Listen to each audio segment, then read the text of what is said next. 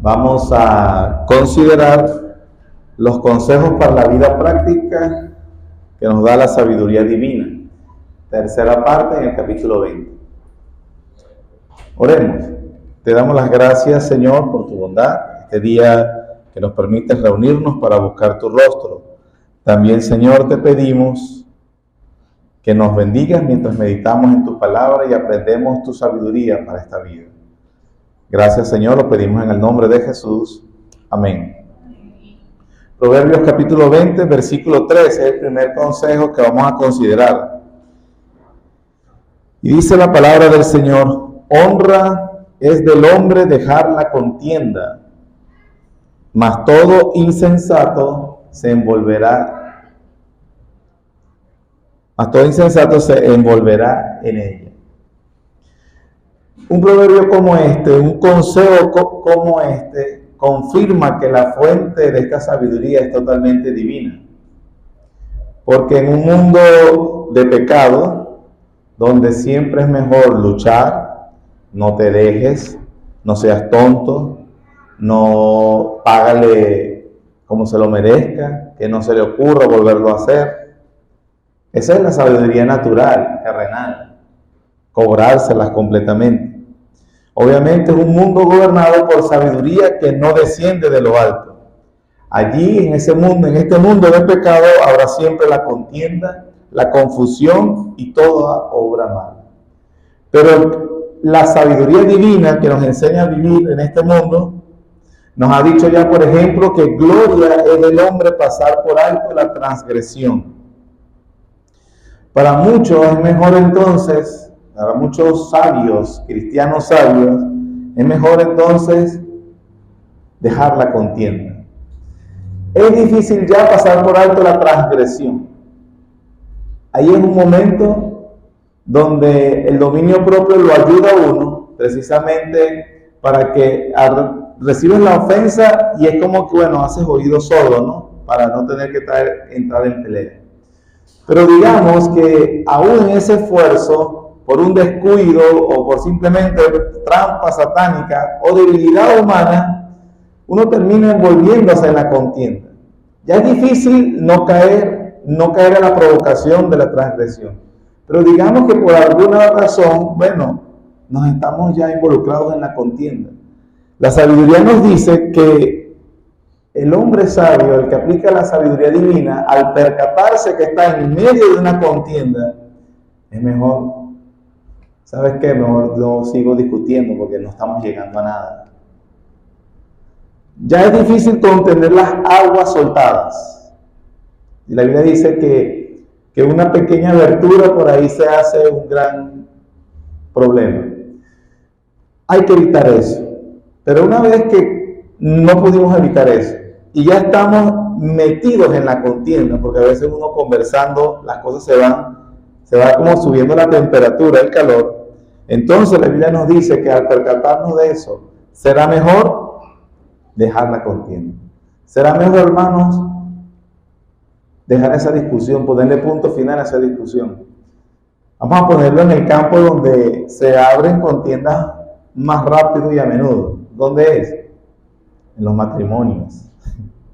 ¿Verdad? Se discute por cualquier cosa rápido.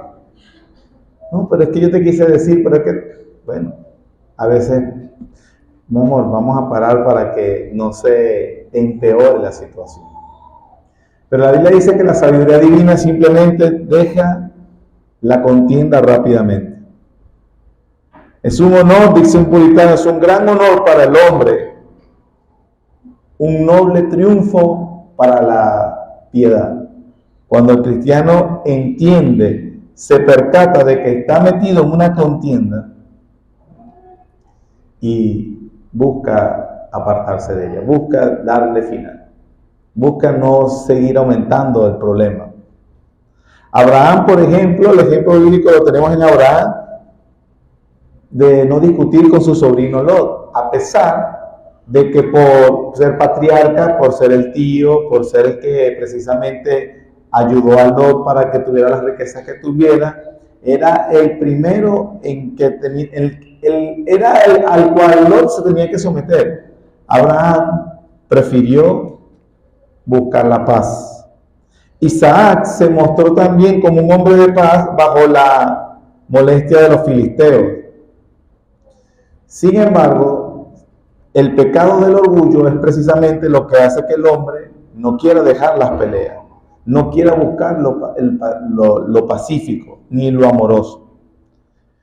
La Biblia dice que es de hombres espirituales dar una respuesta suave a palabras ásperas.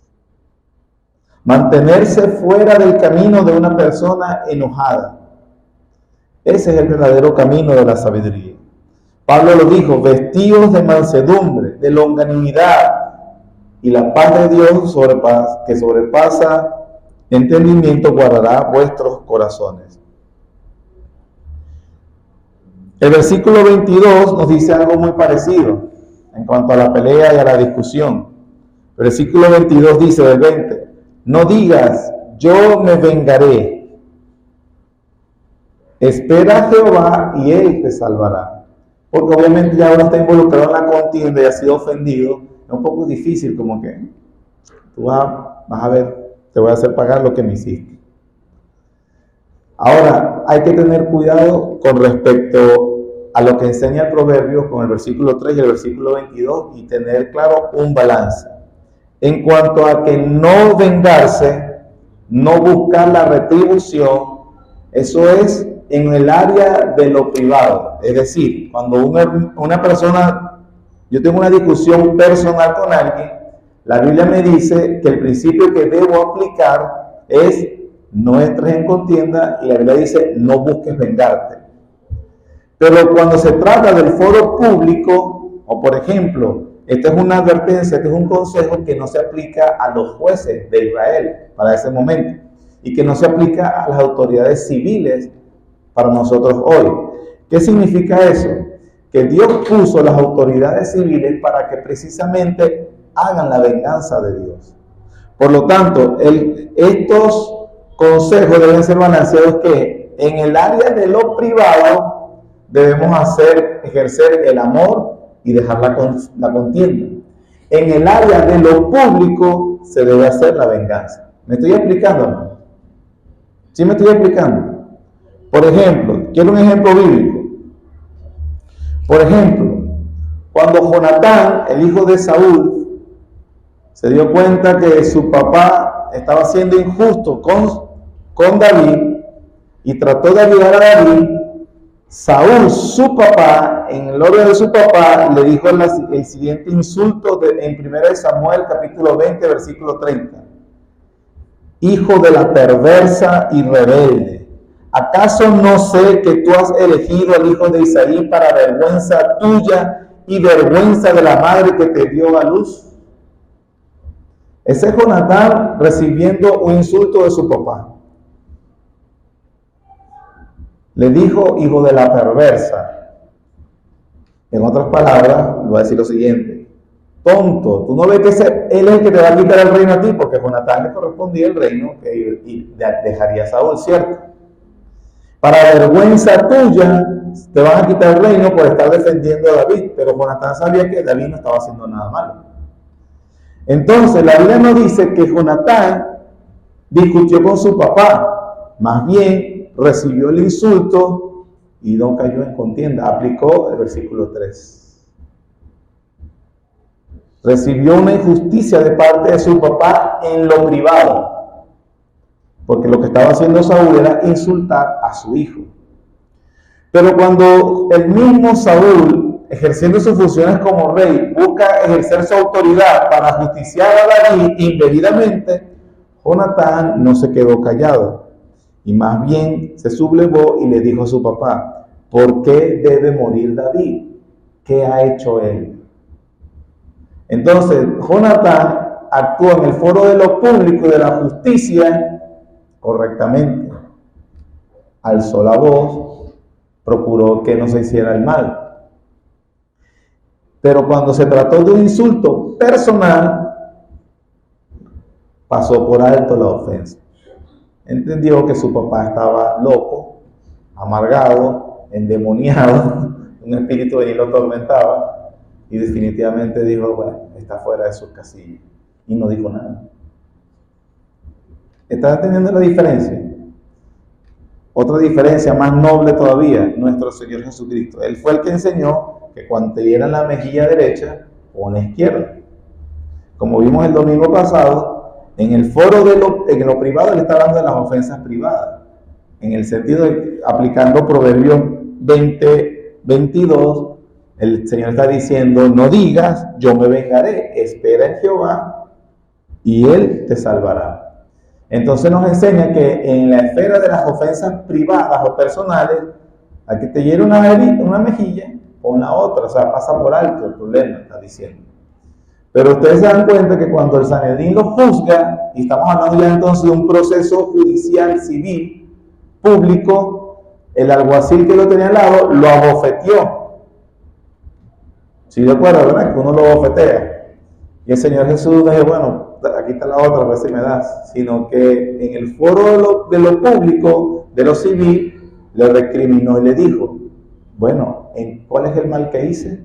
¿Por qué se me está juzgando?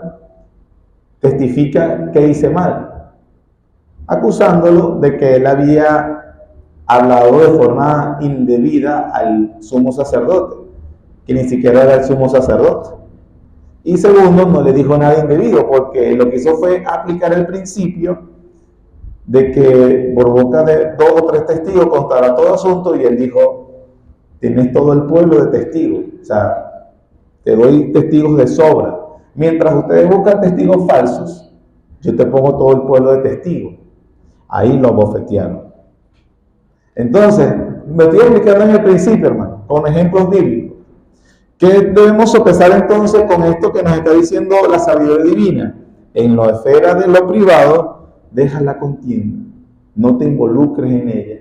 Si ya estás involucrado, trata de salir de ella. Sé pacífico. Seamos creyentes ejemplos en ese aspecto. En la esfera de lo público, debes dejar que el juez, la autoridad civil, ejerza.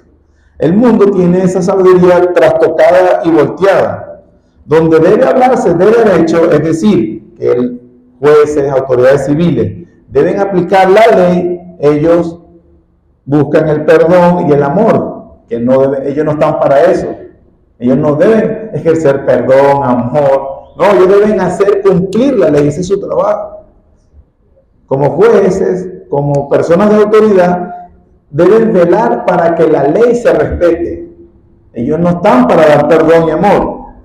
Y en lo privado, donde debe practicarse el amor y el perdón, entonces se defiende a uñas el derecho propio. Y sería muy lamentable que como creyentes nos mantengamos así, o seamos conocidos como personas así.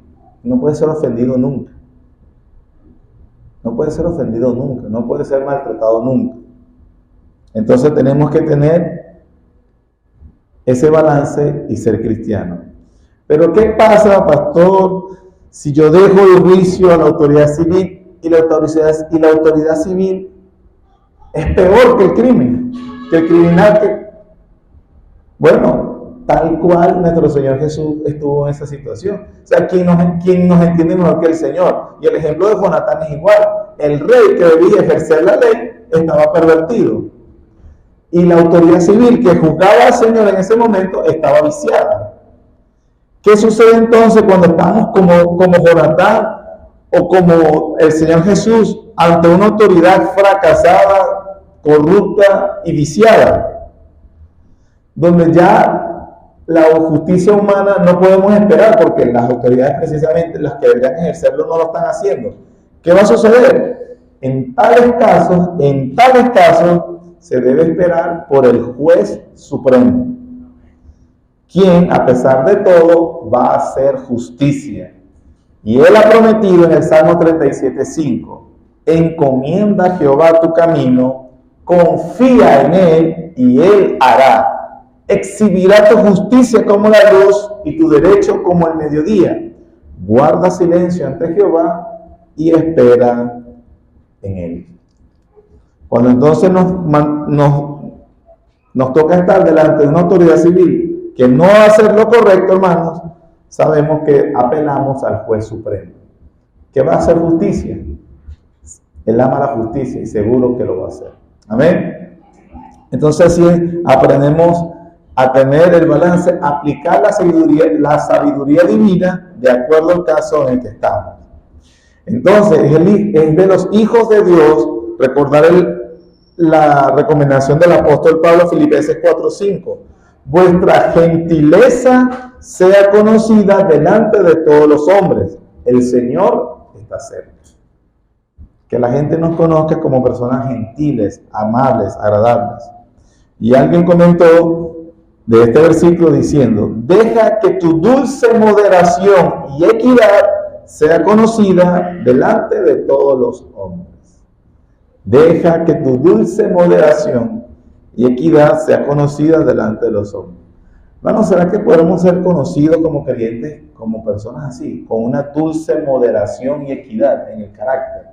O alguien te dirá mucho, pero es que tú eres caramelito pero de ajo.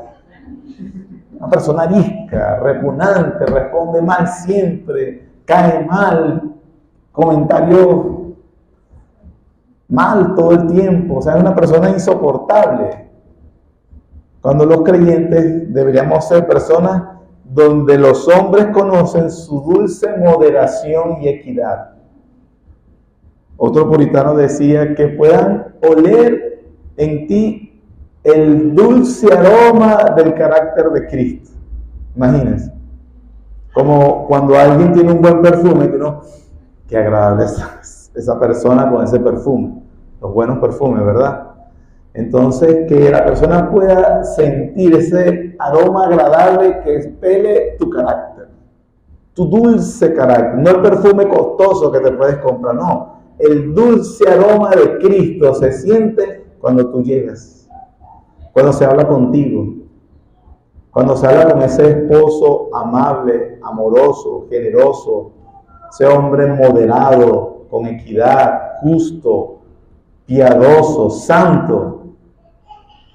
Cuando se habla con esa esposa amable, hermosa, dulce. ¿Se puede percibir eso, hermano? Algunas caras de él. Es más áspero que... Pero cuidado también, la hermana, la dama puede ser áspera, hermano.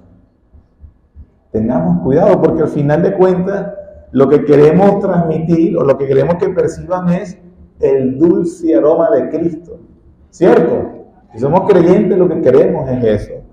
Y parte de eso entonces la sabiduría divina, dejar la contienda y no vengarse, entendiendo el balance entre esas dos cosas.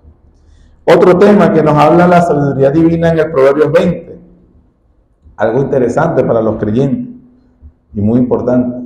Habla en contra de la pereza. No son las únicas veces que se habla de la pereza, ni en Proverbios ni en toda la Biblia.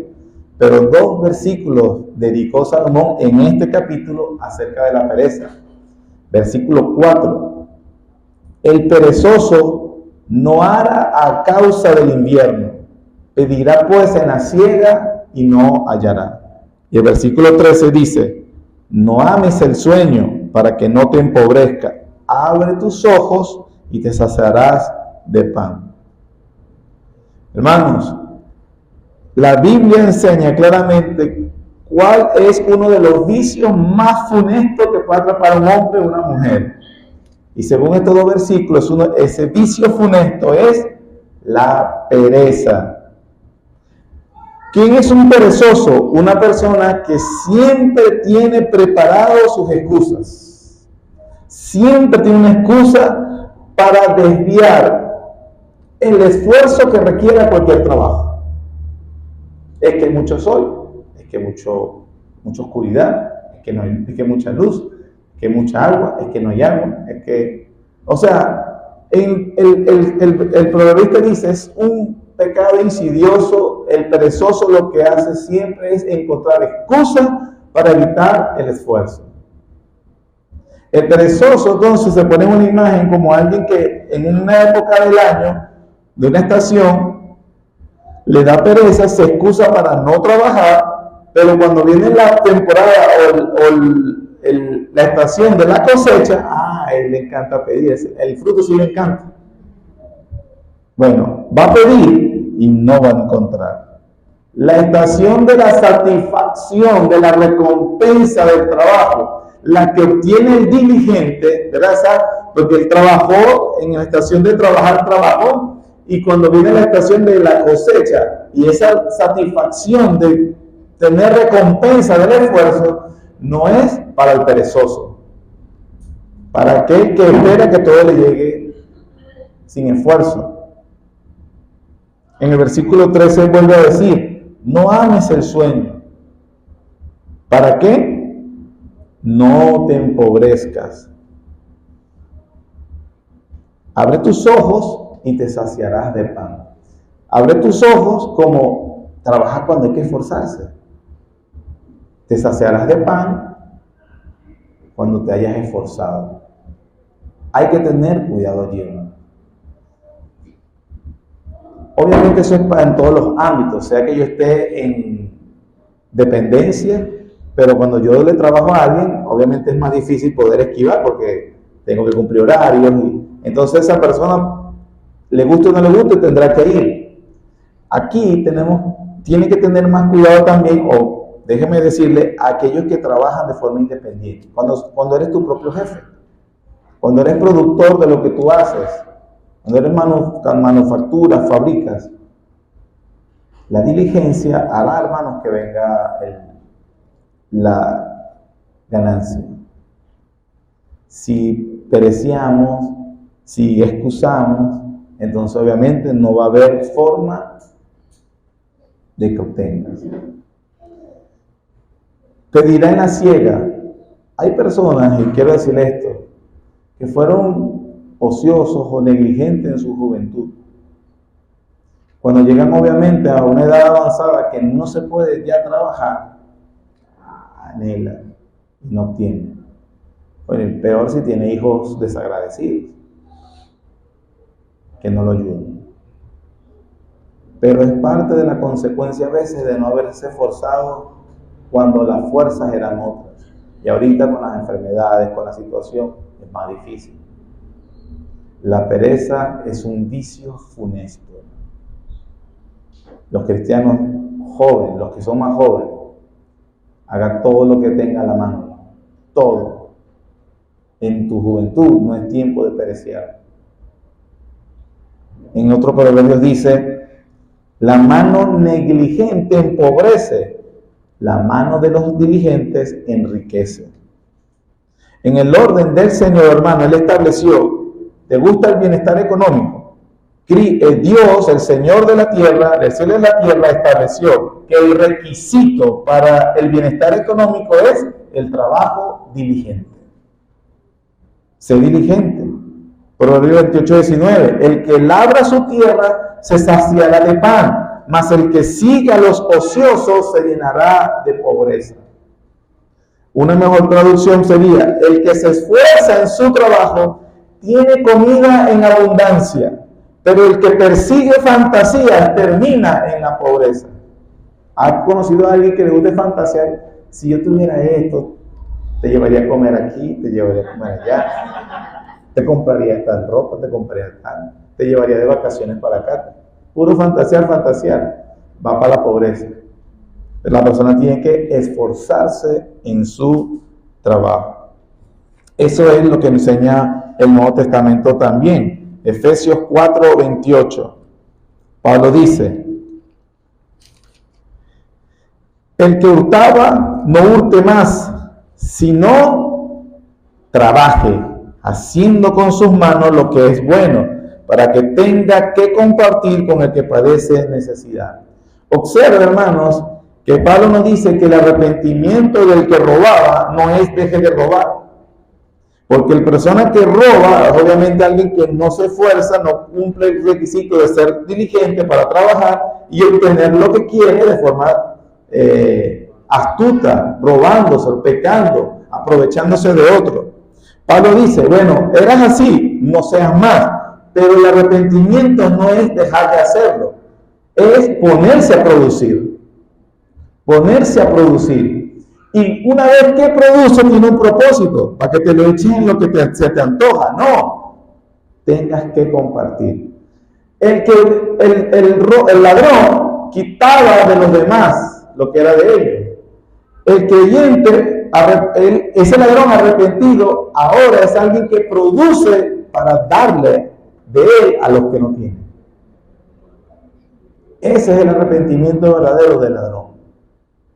No es entonces no hacer nada, es trabajar.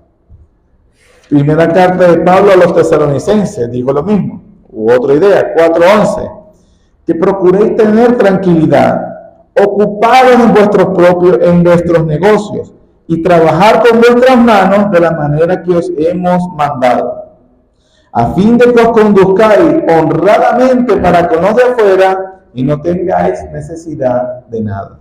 Es decir, entonces, que para suplir nuestras necesidades, ¿cuál es el medio que va a usar el Señor? Trabajo diligente, hermano. Abre tus ojos y te saciarás de pan, dice la Escritura. Para conducirse honradamente, para no tener necesidad de nada, Pablo dice, ocúpense en sus negocios, ocúpense en sus trabajos.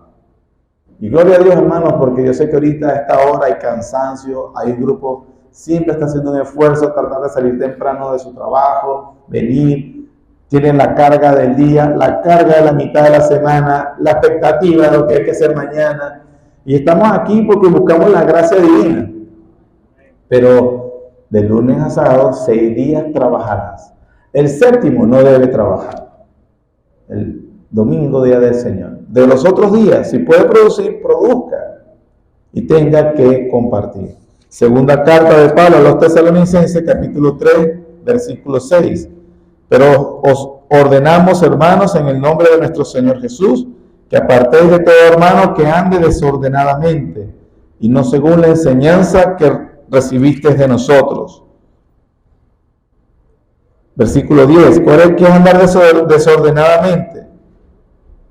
Porque también cuando estábamos con vosotros os ordenábamos esto: si alguno no quiere trabajar, tampoco coma, porque oímos que algunos de entre vosotros andan desordenadamente, no trabajando en nada, sino entrometiéndose en lo ajeno. Una persona intrometida es alguien que tiene mucho tiempo libre. Usted no se da cuenta que los que están ocupados no tienen tiempo para preocuparse de otra cosa. Están en su quehacer. Gloria al Señor. Señor, ¿cómo hago para no preocuparme tanto de chimorreo? Ocúpese, hermano, en lo que debe. Ocúpese, hermana, cual sea tu condición.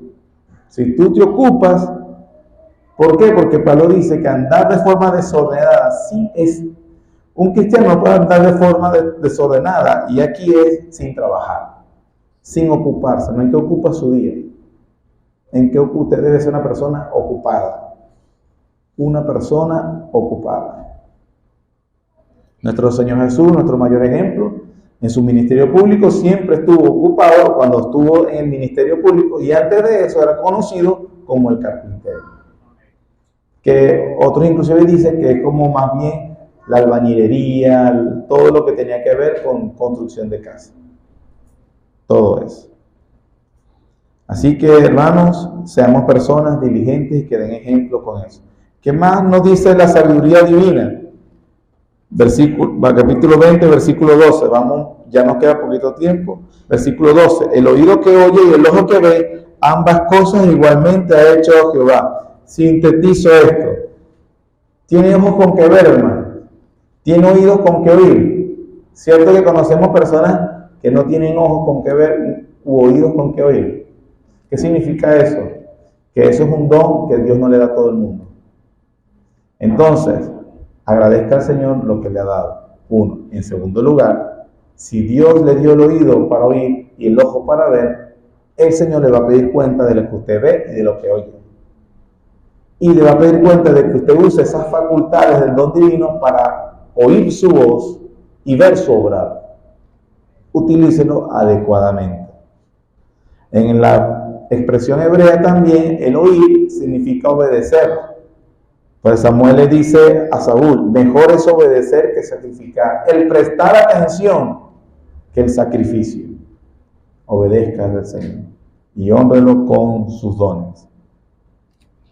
Y por último, Proverbios 20:29, la gloria de los jóvenes es su fuerza y la hermosura de los ancianos es su vejez. En el mundo, hermanos, se hace la diferencia entre esas dos edades. Hay una disputa. Uy, no, esos viejos no saben nada. Son muchachitos inmaduros, molestosos. En el pueblo de Dios no debe ser así. Según el orden de Dios, un abuelo, una persona de tercera edad y un joven no son personas que se deben repeler. El joven debe estar atento a la sabiduría que tiene esa persona, porque más allá de todo, que no estudió formalmente, la Biblia dice, tiene algo que es experiencia. Los que somos más jóvenes siempre tendremos beneficio de reconocer la sabiduría dada en la experiencia. Hasta en lo malo, pero ¿qué me vas a enseñar tú si todo te fue mal? Bueno, precisamente, hijo, porque lo hice mal y no quiero que te vaya igual. Ahí también hay sabiduría, hermanos, ¿o no? De respetar, la Biblia dice, ante las canas te levantarás, honrarás el rostro del anciano. No se deben tratar como personas molestas, fastidiosas, anticuadas, que no saben nada, sino más bien debemos valernos de su sabiduría, aprovecharnos, gozarnos, apreciarlo, atesorarlo. El adulto no debe apreciar al más joven, porque ¿cuál es la honra del joven? Su vitalidad, la vitalidad que el mayor ya no tiene, y que es una fuerza, un motor. Podemos disfrutar y agradecer las virtudes de cada edad. Por eso entonces no se debe, esto es una reunión solo de jóvenes. ¿Por qué? O sea, pura inexperiencia e inmadurez ese cuarto. ¿Qué se va a sacar de ahí? Se puede apreciar la voz de la experiencia. Hermano, la actitud de los jóvenes, de los hombres, las mujeres jóvenes hoy es despreciar el consejo. Yo le aconsejo a los que vienen a esta iglesia, no desprecien los consejos de los mayores. No desprecien la voz de los mayores. Escuchen, no estoy diciendo que es la voz de Dios. Por supuesto se equivocarán. Un hombre sabio, joven sabio, escucha, sopesa según la Escritura. Aprende, examina todo. Pero no debemos ser personas que desprecian a alguien por su edad. Amén. Parte de la sabiduría divina, tercera parte de Proverbios 20. Hasta hoy vemos Proverbios 20, el próximo miércoles, con el favor de Dios, Proverbios 21. Señor, gracias, porque nos enseñas a vivir en este mundo. Ayúdanos, por favor, a aplicar tu sabiduría. En el nombre de Jesús, tu amado Hijo. Amén. Vamos a tener tiempo de oración, hermanos.